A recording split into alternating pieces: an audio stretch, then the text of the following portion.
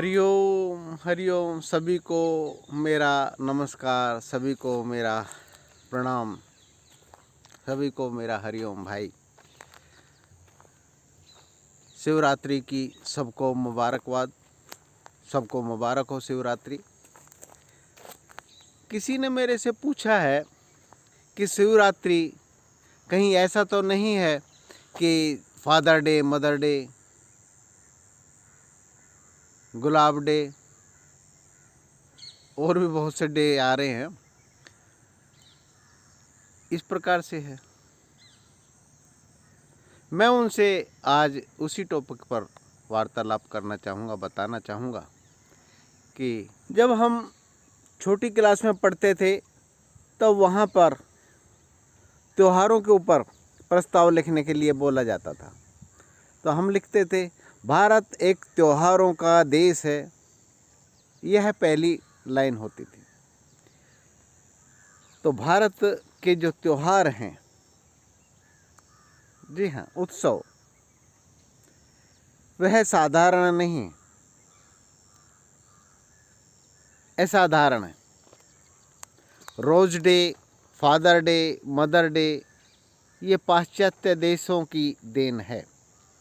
और वो इसलिए देन है कि फादर को याद करना ही बंद कर दिया बच्चों ने, मदर को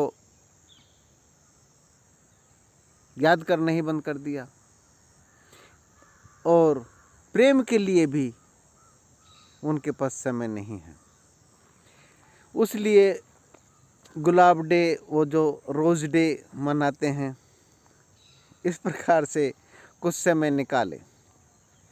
परंतु भारत की जो परंपरा रही वह ऋषियों के द्वारा निश्चित की गई और रिसर्च किया गया कि कौन सा कब होगा, कैसे होगा।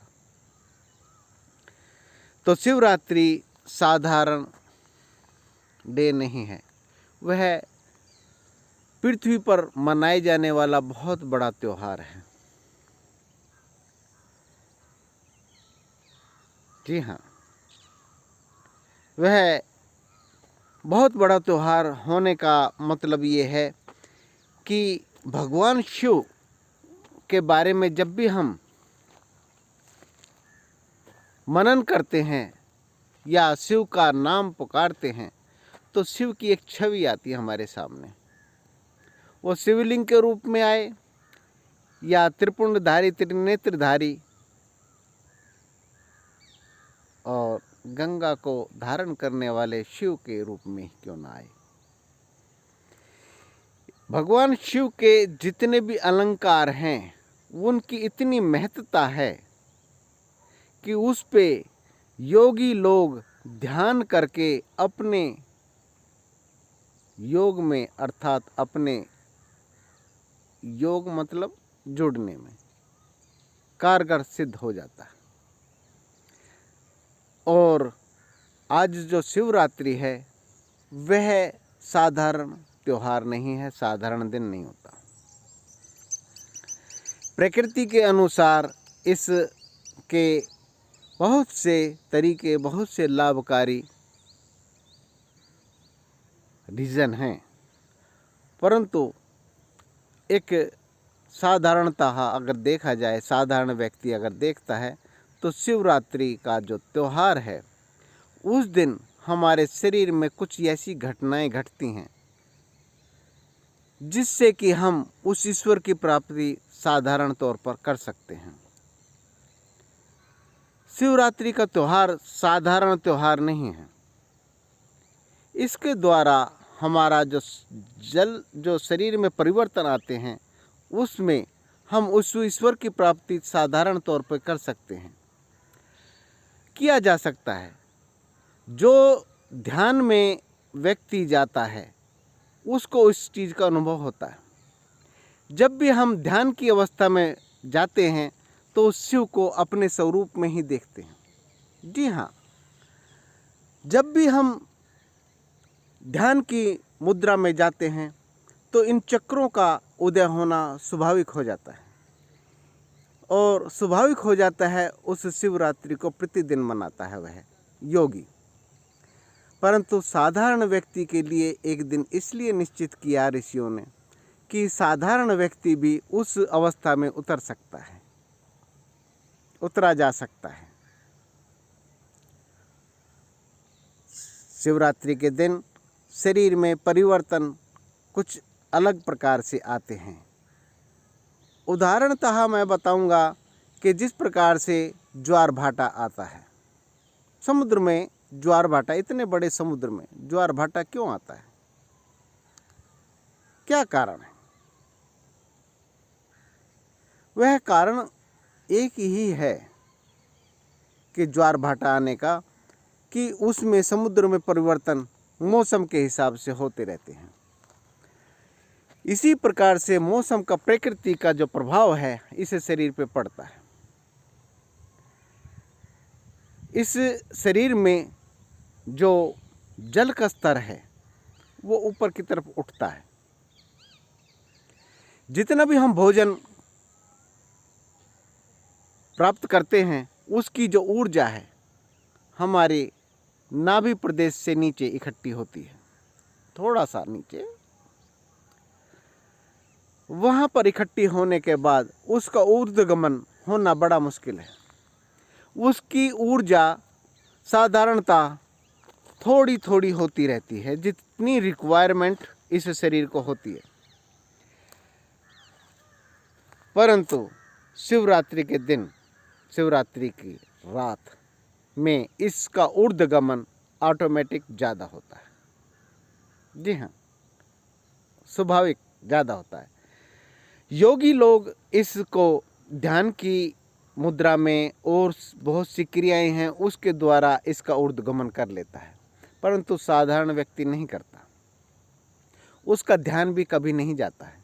परंतु शिवरात्रि के रात को उसका ऊर्ध्वगमन होना स्वाभाविक हो जाता है।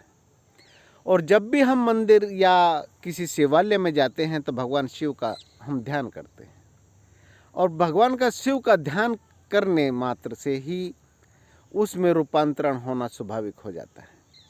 जब भी हम किसी को देखते हैं,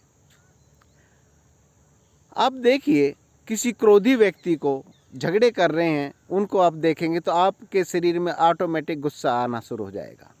किसी प्रेमी को देख रहे हैं तो आपके अंदर प्रेम उमड़ना शुरू हो जाएगा। इसी प्रकार से जब शिवालय में जाते हैं तो भगवान शिव हमारे अंदर प्रकट होना शुरू हो जाता है। उसकी बेसिक कारण एक ही होता है कि भगवान शिव हमारे अंदर प्रकट होता है। जिसको भी हम याद करते हैं, जी हाँ, जिसको भी हम याद करते हैं, रूपांतरण होना स्वाभाविक हो जाता है। भगवान शिव का रूपांतरण होना स्वाभाविक है। और हमारे जो वेद शास्त्र हैं, जितने भी उपनिषद हैं, उनकी बेसिक यही है कि आप रूपांतरण होइए।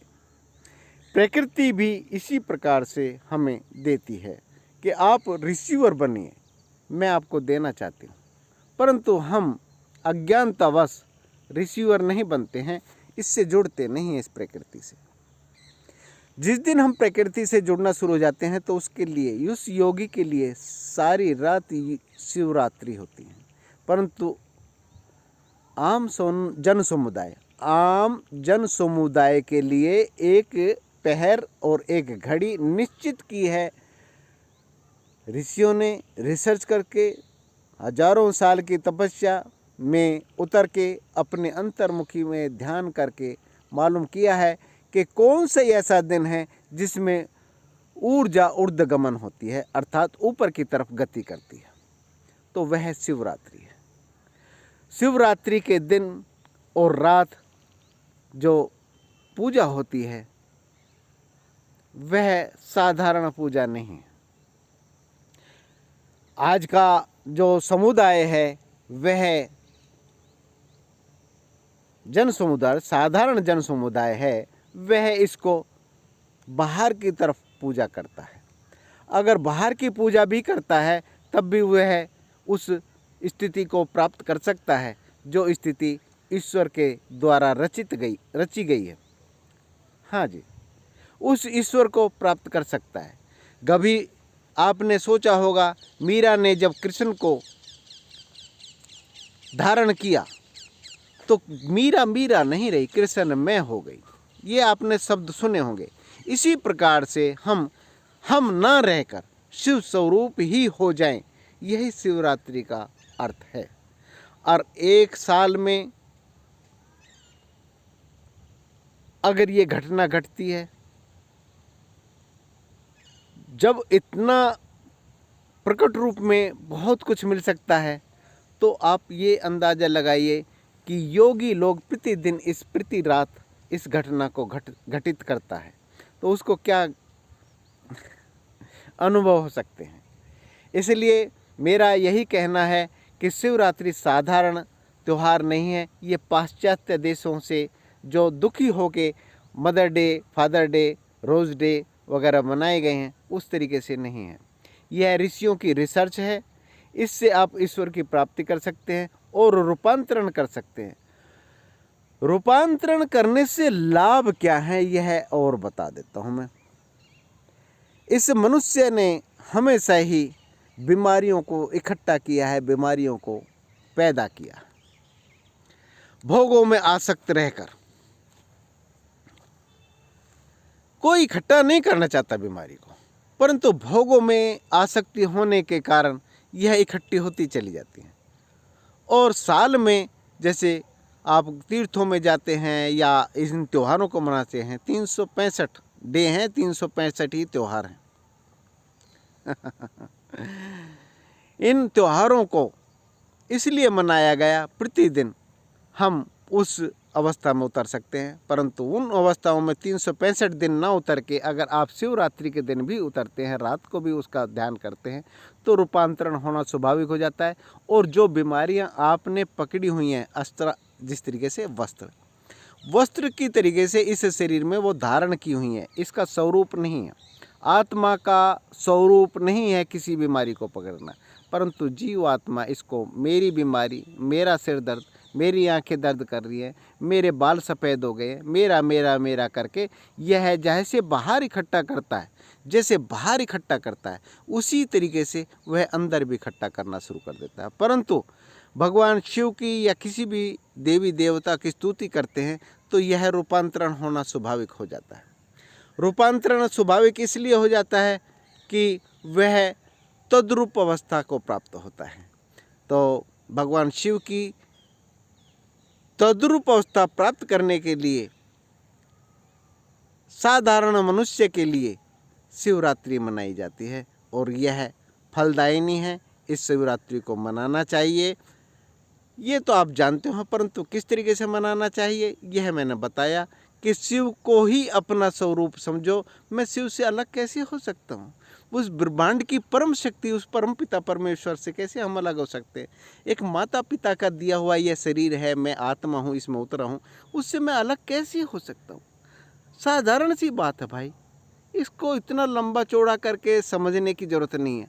माता पिता का शरीर दिया हुआ है ये, तो इसमें ज़्यादा विचार करने की ज़रूरत नहीं है। तो फिर शिव का दिया हुआ जो चैतन्य आत्मा है, शिव से ही अलग हुआ। जैसे फुलझड़ी से निकली हुई चिंगारी, हम उससे अलग हो गए हैं। उस विशाल समुद्र से निकली हुई जल बादल के रूप में बदल के और गंगा जी के तट पे, वहाँ पे ऊपर पहाड़ों पे बरसती है, पहाड़ों पे, और फिर मिलने चल देती हैं अपने परमपिता परमेश्वर से। तो फिर क्या मैं नहीं मिल सकता? रूपांतरण नहीं हो सकता? मैं शिव से अलग कैसे हो गया? जैसे चंद्रमा का प्रतिबिंब हर थाली कटोरी में रखे हुए जल में, सागर में, समुद्र में रखे हुए जल से उसमें प्रतिबिंब दिखता है, तो वो चंद्रमा से तो अलग नहीं है। इसी प्रकार से हम इस घट में रहकर उस प्रतिबिंब का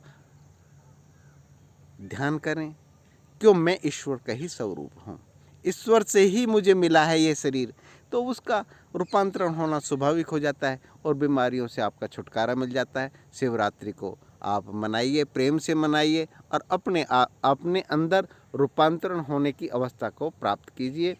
आज के लिए इतना ही। नमो नारायण, हरिओम, नमः शिवाय, जय भोले की जय भंडारी, हरिओम हरिओम हरिओम हरिओम, नमः शिवाय।